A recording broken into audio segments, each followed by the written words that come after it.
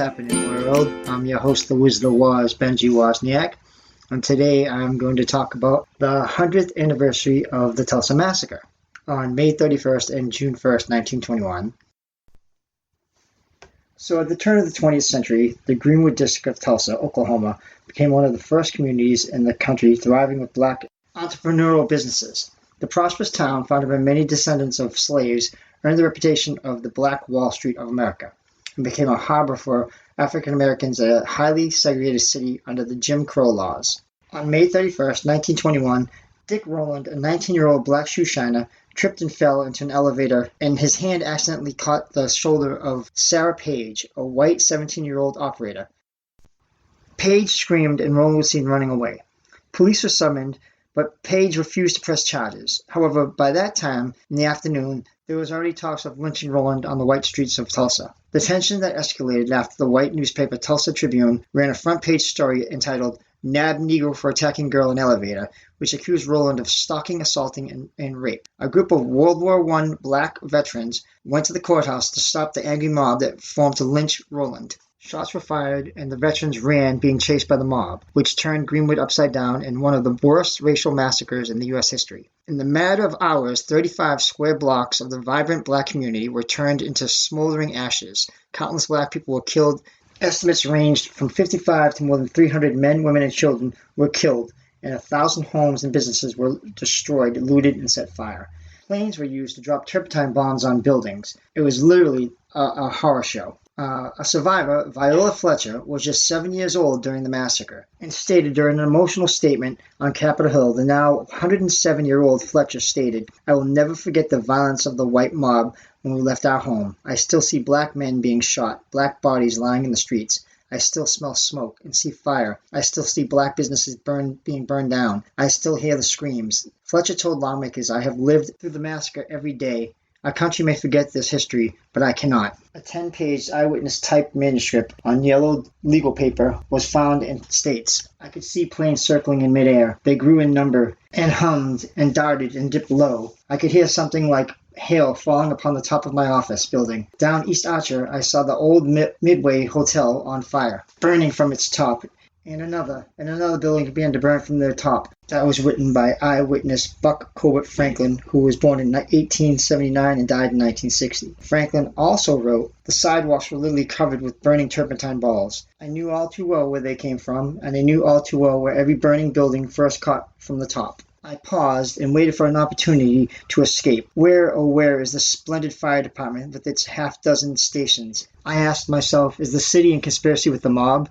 I know we think that 9/11 was the first terrorist attack on Americans by plane, but honestly, this is the first attack on Americans by plane, because these people were Americans attacked by Americans, and that is the awfulest thing I've ever heard. So let me go back, and I'm going to explain how Greenwood actually became what it was. O.W. Gurley, a wealthy black landowner, purchased 40 acres of land in the Tulsa area in 1906 and named the area Greenwood. Its population stemmed largely from formerly enslaved black people and sharecroppers, who relocated to the area fleeing the racial terror they experienced in other areas. But Oklahoma, which became a state in 1907, was still segregated at the time. So as Gurley opened a boarding house, grocery stores, and sold land to other black people, they secured their own houses and opened businesses. The population grew to 11,000, and the area became an economic powerhouse, affectionately called Black Wall Street. Greenwood functioned independently, with its own school system, post office, library, hospital, public transits, bank, and also had luxury shops, restaurants, grocery stores, hotels, jewelry and clothing stores, movie theaters, barbershops and salons, pool halls, nightclubs, and offices for doctors, lawyers, and dentists. So literally, people who had nothing created a thriving community and gave themselves hope, only to have it torn away from them by racism and bigotry. Viola Fletcher stated, "I had everything a child could need. The night of the massacre, I was awakened by my family. My parents and 5 siblings were there. I was told we had to leave, and that was it." Now picture this, if you will. Say you're home right now. You just left the neighborhood, and all of a sudden, out of a dead sleep, you're woken up by screams. And you look out the window to see smoke and fire and hear gunshots, and look and see planes flying over with like lights flashing off houses and fires burning. This is what these people woke up to. This is for no reason, no explanation. They didn't know what was going on. All they knew was that they had to get out of their house. But they were going out into the open where people were being killed. Their neighbors were literally laying in the streets dead. And they had to get away from there and do the best they could to survive. And that is what happened this night. And that is awful. That is a terrible thing to think that this happened in America. And it was covered up for years upon years upon years. No one knew about this until recently, when it was recently discovered, those photos and the truth came out. That's sad. History often refers to the 20s as the Roaring 20s. But for a black man and a woman in America, the Roaring 20s had a different meaning. It meant the roaring of fire. They had to wake up maybe to have their house burned and the children's murdered and their friends and family killed. That was the roaring they heard in the 20s. On June 1st, 1921, the National Guard declared martial law and ended the massacre. Only one white hospital agreed to hold the black injured from the massacre, and they held them in the basement. This is how they were treated. Over 6,000 displaced black families were put into internment camps on the fairground, and 2 days later released with nowhere to go because the town was burned to the ground. The massacre was actively covered up in the white community in Tulsa for nearly a half a century, and has only recently been brought forward. I encourage you to look up and view the photos of the massacre and truly understand the horror that these people endured. The police chief at that time ordered his officers to go to all the photography studios in Tulsa and confiscate all the pictures taken. Luckily, these photos were recovered and the awful truth brought to light. I know some of you might be thinking that this is only one incident, but I'm going to share with you other incidents that happened at almost the same time period.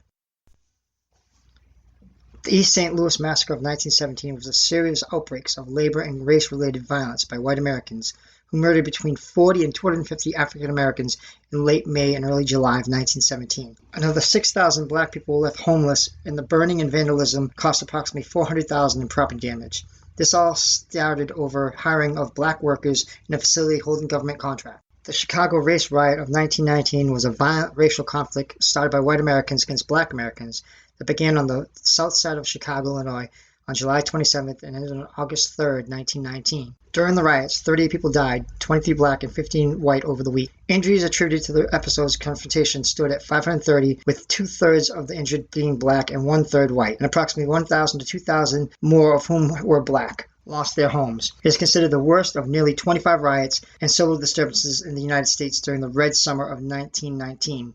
Justly named so because of the racial and labor violence and fatalities across the nation. Now, the Elaine Massacre occurred on September 30th through October 1st, 1919, at Hoop Spur in the vicinity of Elaine in the rural Phillips County, Arkansas. The Elaine Massacre was by far the deadliest racial confrontation in Arkansas's history, and possibly the bloodiest racial conflict in the history of the United States. While its deepest roots lay in the state's commitment to white supremacy, the events in Elaine stemmed from racial relations and growing concerns about the labor unions. A shooting incident that occurred at the meeting of the Progressive Farmers and Household Union escalated into a mob violence on the part of the white people in Elaine and surrounding areas. Although the exact number of African Americans killed by whites range into the hundreds, 5 white people lost their lives. I'd like to thank my friend Anthony Boucher, who sent me documentaries on the Tulsa massacres, and I'd like to also say that this is just my little part, bringing out this blemish in American history, all these blemishes in American history. This is stuff that's not taught in school and has been covered up over the years, and I think it should be brought to light. You'd like to think that times have changed and stuff like this doesn't go on anymore, but then you watch the media and you see all the stuff that's recently happened, where they have to have the Black Lives Matter movement, and it's disgusting to think that we haven't progressed over all these years and we're still at the same point. And even worse, recently there was a girl lynched in Massachusetts. Mikayla Miller was found dead on April 18th in Hopkinton, Massachusetts.